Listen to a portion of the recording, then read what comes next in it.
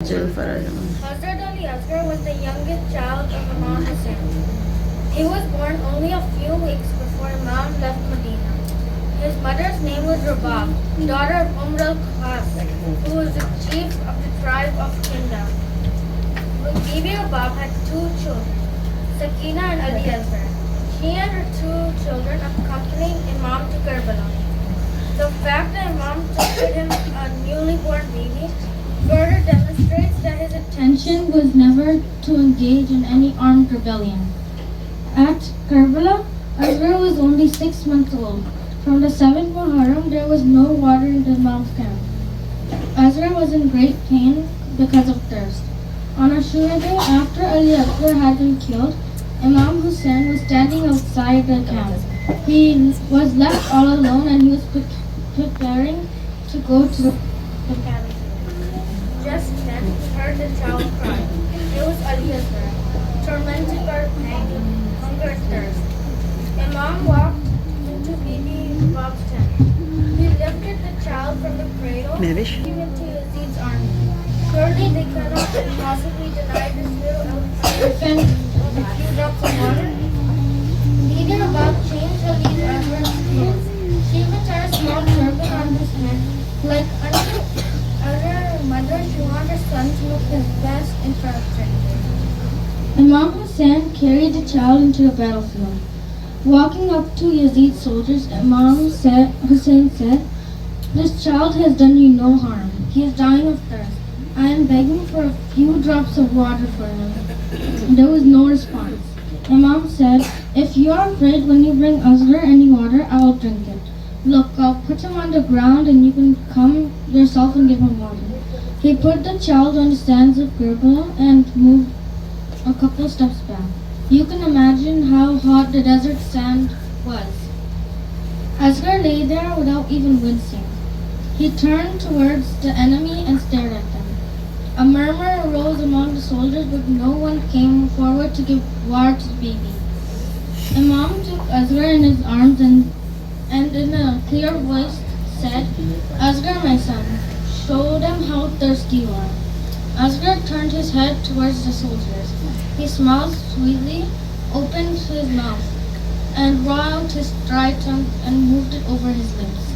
The ultimate sword had been unsheathed. The soldiers were so moved by this that they could be heard sobbing. Still, they were very afraid of Yazid and none dared to come forward to give water to Ali Asghar. Umar Saad was worried.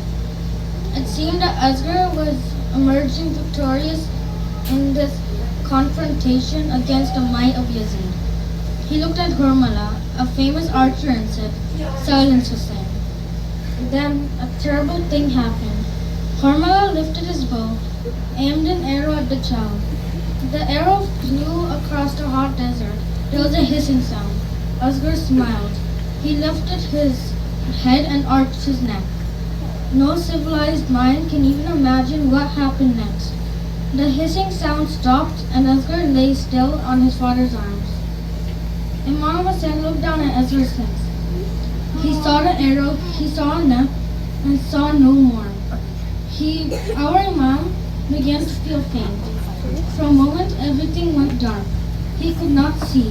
There was a total silence over Karbala, broken only by the sound of the gentle waves of Quran. Even the enemy appeared sad. Slowly, Hussain turned around and now looked at the baby in his arms. The arrow had passed through a tender neck and lodged in Imam Hussein's chest. There was no way Imam Hussain could dislodge the arrow. His two arms were supporting the still child. He looked at the sky and prayed, "Ya Allah, give me the courage in this most difficult moment of my life." No prophet was ever subjected to a test as severe as this. It is said that the Imam was so shaken about what had happened to the infant child that all of a sudden his beard went all gray and he looked like an old man. With his teeth, he pulled his abba over Asghar to shield the body from the scorching sun.